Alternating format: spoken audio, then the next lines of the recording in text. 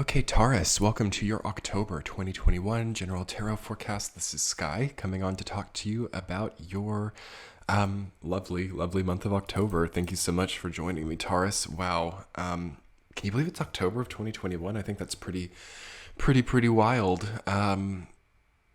Let's have some wonderful, wonderful time talking about you, talking about your energy, and talking about the astrology tarot of October. So, as usual, I'll be doing intuitive messages, a week-to-week tarot forecast, and then there will be an extended reading on Patreon. Okay, so as I was meditating on your energy for October, I feel kind of like you are right at the precipice of getting it right or getting a new lease on life to some degree. I think that Taurus is kind of, honestly, the way that things have been for you kind of worry me over the last few months. It's kind of like a coming of age scenario. It's kind of like a proving to yourself like what you're made of to some degree. And also some of it's kind of stupid as well. Like I'm just playing with you. I totally get it. You know, I have like midheaven and Taurus myself as well. Right around October or getting into November, God forbid this doesn't go longer than like February or March of 2022, there has to be an optimization of some kind. Okay. Something is a bit unwieldy. Something is a bit harder than it has to be. Something could be done much easier. Something does not have to lose you this much sleep. And you already know it. And you kind of already know what to do to some degree. You kind of already know where it's focused. But I'm sensing a fear, okay, of some people getting somewhere that you wanted to be quicker, okay? Or there's like a fear of competition, or there's a fear of people focusing on you in a negative way. I feel like you've got something so good to offer. You've got something so great building, but you're worried to introduce it. You're worried about vulnerability. There's a vulnerability crux here in the month of October 2021. Starting off the month, and by the end of the month, look at that brand new lease on life. I mean, the Fool with the Ace of Wands. It is coming. Scorpio season is going to bestow upon you, I would say, the impetus, the fuel, the catalyst, motivation to actually have it right. To me, this doesn't feel like, I mean, for some of you, it's going to be like a vast new beginning. Yes, the Fool and Ace of Wands. For most Taurians, to me, it feels like finally being able to kind of put your head back, knowing that things are okay. Finally, you see like the body language of the Fool. There's not that fear. Fear is the last thing that the Fool feels, okay? It is a card of zero fear, okay? Zero worry, zero concern. It's a zero, energy of zero. And zero, if we think about the number zero, it's not even a number, it's a concept. But it masquerades as a number. That is a philosophically esoteric and terrifying concept to some degree, and it's also quite wondrous. Zero, to have nothing, to be non-existent, to be in a state of complete power as zero. That's where I feel Taurus has got to start moving toward. And what does that mean? That means letting go of some things. When we have too much stuff on our plate, when we have, you see what the Fool has? The Fool has the rucksack. The Fool does not have a heavy burden to carry. And that's because the Fool is the ultimate minimalist. And not even a minimalist, but the Fool does not worry, does not hold on to things, does not, hoard, clutter, whether that be emotionally or physically. So there's definitely something of that for you. Again, Taurus as a fixed earth sign gets weighed down very easily by things, houses, clutter, the past, previous people. It's like, can be very heavy for you. And there's a big call, I think, for Taurus to just let go of the judgment, or let go of some context as well. I think that some of your context might be holding you back a little bit. Like you might think, okay, that person was this back then, and because of that, I now do and don't do this and that. And it's very parametered, it's very limited, it's very gridlocked in a way as well. So you might have kind of gridlocked yourself through your own context, or through your own thesis about what someone actually did, or who someone was, or how someone was or was not on your side could now be your gridlock and could now be confining. Eight of Swords coming up. Five of Cups reversed, like that old sad story that now keeps you from what you actually need to do because of your own choices.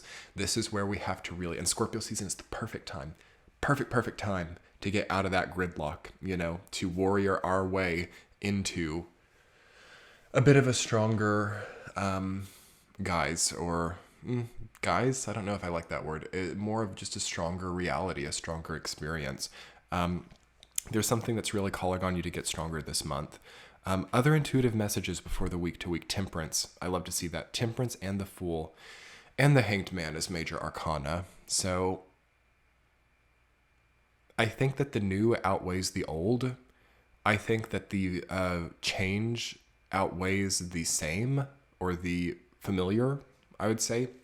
Because you've got the Fool and Temperance kind of together overriding the stagnation of the Hanged Man. So it's good for Taurus to know that a stagnant, or even to some degree predictable and perceived as stable experience might be overruled by a need for change this month, okay? And I think it's going to be beautiful. I think that November, and I think that you'll look back to October 2021 like a vital kind of turning point that got you back moving towards where you need to be. But let's talk about that in your week-to-week Taurus. Week number 1, the Hanged Man ruled down by Queen of Pentacles.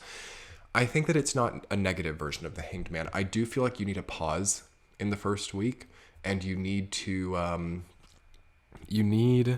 as a Taurus, to understand what your body is requesting of you, what, for some of you, like what God is requesting of you. It could be perceived as that as well. And it could really be that, like what the higher powers are requesting of you now. Are we going to deny those requests? Are we going to keep repeating a trauma, or keep following a false narrative, creating a gridlocked context for us now, just to keep ourselves kind of secure feeling in our own judgment?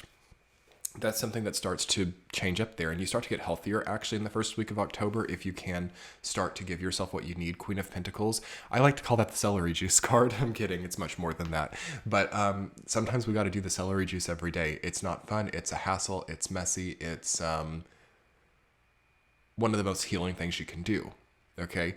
So maybe it's starting a celery juice regimen in the first week of October. Maybe it's fixing your biorhythms. Maybe it's limiting certain things that you don't need. I mean, it's not rocket science there, but it's like, what do you need? What do you need? Just give to yourself what you need, what you truly need. Week 2, you've got King of Swords rooted down by the Temperance card. You're going to know what you need, okay? You're going to be keenly aware. King of Swords is keen awareness. The Temperance card is balance and harmony. So keen awareness of balance and harmony, knowing what it takes, knowing what balance requires, knowing also what imbalance is too, knowing what is imbalance. I like something that's interesting to me about the Temperance card. I just love the Temperance card. It's one of my favorite cards. I love how tranquil the angel in Temperance is, yet around their head is that kind of buzzing artwork that says that they're like really thinking quickly, or they're really like in a very high vibrational, fast thinking mode, but they're so tranquil. And I think that that combination is really interesting. It's something that I really resonate with as a reader. So what is that to you? Like, if some of you are, okay, this is really good. This is a great download. If you're dealing with fear, if you're dealing with, especially like fear of other people or fear of the power of others, it's really good to think of the Temperance card. Like, you can be calm, you can be tranquil, and still be able to use your mental fortitude, King of Swords too, to overcome these situations or to know what to do. I like to look in the background of the Temperance card where you can see the sun coming over the horizon. I sometimes think it looks like a volcano. I think that it's technically the sun rising, but it looks like a volcano erupting to me. And it has the same imagery as what surrounds the head of the angel in that card. And it says to me that the angel is the thoughts and the logical capacity of the angel are as powerful as either the sun rising or like the volcano erupting, and that nonetheless they are tranquil and they are in balance. And I love that archetype, and I love that I have noticed something about the Temperance card through your reading, Taurus, that I've never noticed before. So that's the great thing about the tarot. You find things that you, even after 5 or 6 years, that you never noticed before. Okay, but yeah, second week, very powerful. The power of the mind, the fortitude of it, the strength of you. Okay, Taurus, you gotta, I'm getting, wow, like full body chills. We gotta kind of get back. For some of us, it's inner child work. For some of us, it's knowing like how we knew of our power earlier in life. And we've got to be able to re-implement that now and overcome the confines of, I hate to use the word like society because it's not that simple, but there's a confining type of groupthink maybe that we need to overcome during this time. And this is the great thing about the oncoming Scorpio season, is that's the time of year to do it. You know, Scorpio season is when we break the shackles. That's when we say, okay, I won't be a prisoner to this type of like groupthink. I won't be a prisoner to this way or this idea or this popular custom of bondage. I'll break through that and I can rise to the challenge in my own way. Week 3, you've got the 8 of Swords rooted down by 5 of Cups reversed. And then Scorpio season starts. Okay. And note the second week and the third week. As we get that power in the second week, yes, this is what happens. Always. We see this over and over again if you've been following my channel for a long time. This seems to be how it goes. You get that power moment and then you get the test. Okay. And then it becomes a matter of like, okay, will you break out of those shackles now? Okay, will you look at the glasses that are half full instead of the ones that are turned over? You know it. You know what your power is. You're keenly aware of how to balance this out. Or will you continue these things? It's so yin and yang. It's so choiceful. It's so poignant as well to see how the universe can sometimes so immediately ask us to back up with our actions where our mind is. Backing up the mind with action, trying to not fragment too much where the mind is versus where the physical actions are. I think there's a calling for that. And I think that that's how you get into that 4th week, the full rooted down by Ace of Wands. And I want all Taurus people to know that by virtue of being in the 4th week of October, you will have overcome some of this stuff. And that's really powerful. And I want you to prepare for it as quickly as you can. Because as you go through the 2nd and the 3rd week, okay, Taurus, right as I was about to talk about your second and going through the 2nd and 3rd week, the craziest thing happened to me. I had to stop the video and come back to it. Someone came to my door with the most beautiful bunny in their arms, and they knocked on my door, and I answered it, and they said that someone's rabbit had gotten out and was like wandering around the neighborhood, and they'd gotten it from a dog that was about to like attack it. Okay, so I'm always thinking about symbolism. Like, this is really crazy. I think that I just had to tell you that happened. This is very strange. It's a very weird little thing that happened right as I was doing your reading. There might be a need to make sure that you are not involved in any type of like predatory connections or anything like that, because 8 of Swords is kind of like that. And the power that you're getting in the 2nd and 3rd week is getting you away from that and starting you over to some degree. So you want to trust in a greater sense of protection, and you want to trust in your ability to break those chains, and also trust that good people will come and get you and like ask around or ask how you want to move on, how you want to overcome some of these situations. It's just very strange. And maybe also you might prepare yourself for weird little synchronicities like that. Like, there are kind of very synchronistic, very strange little happenings that are happening right now. And that might be happening to you in the 4th week too, but it kind of inspires you to do the right thing. The Fool rooted down by Ace of Wands is important for this. And maybe there's something that kind of interrupts or something that focuses you on what really needs to be done. I mean, what are the odds that some of these things happen? You know, what are the odds that some of these synchronicities come in?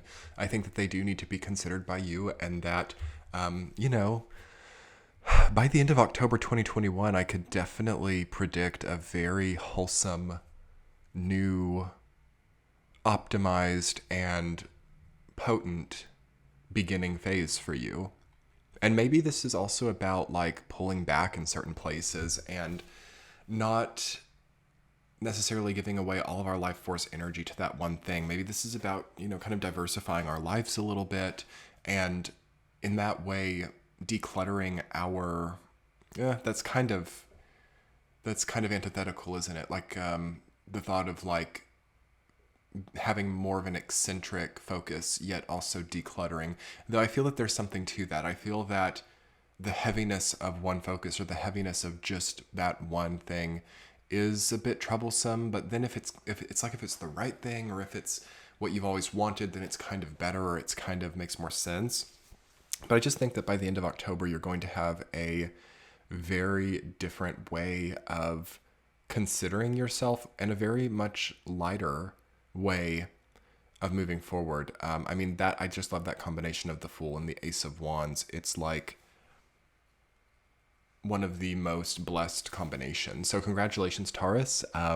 Make of that what you will. Let's talk more about it in your extended reading on Patreon. Let's talk about just kind of, I want to talk a lot about that. I want to talk a lot about the lightness, about the creativity, about how to foster that beginning phase. And we'll talk about whatever else comes up with the other cards. But you can get that linked below in the description box or in the center of your screen. I do a lot of bonus content on Patreon, and if you haven't checked it out yet, I definitely recommend it. Let's jump over there and do that now. Have a great month, Taurus. Bye.